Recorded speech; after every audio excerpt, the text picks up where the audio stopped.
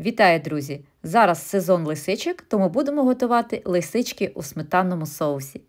Проста та дуже поживна страва, готується просто, швидко, з найдоступніших інгредієнтів.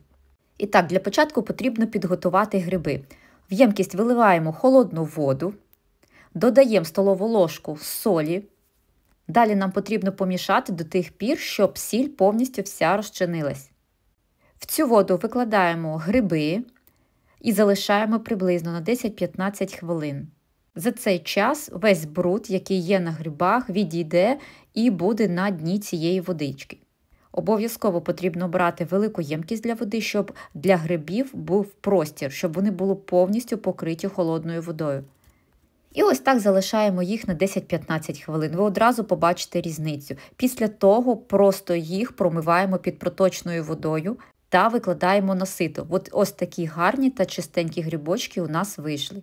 Далі я вже поставила сковороду нагріватися, тим часом, поки вона гріється, я нарізаю зелень. Буду використовувати петрушку, можете за бажанням ще додати трошечки кінзи. Я буду смажити на сталевій сковороді, капаю трошечки водички, щоб перевірити, що вона досить гарно нагрілася. Водичка має швидко випаритись, наливаємо олію, чекаємо, поки олія нагріється, і викладаємо наші лисички. Дуже важливий момент. Гриби спочатку потрібно обсмажувати на великому вогню, для того, щоб уся рідина випарювалась. Тобто у мене нагрілось масло на сковороді, я викладаю, бачите, гриби пускають свій сік. І ось цей весь сік, вся ця рідина має випарюватись. А грибочки мають обжарюватись. А якщо буде вогонь маленький, то вони почнуть одразу тушкуватись. Тому смажимо на досить великому вогні наші грибочки. Я перемішую кожні 2-3 хвилинки. Ось обсмажились, почекала 2-3 хвилинки, перемішала. І так їх обжарюю до того часу, щоб вся рідина повністю випарилась. Після того, як ви бачите, що рідини вже майже не залишилось, можна додавати спеції. Я додаю сіль, додаю трошечки перчику молотого. І ще додаю спецію хмелі-сунелі, але дуже-дуже мало, менше, ніж половина чайної ложечки.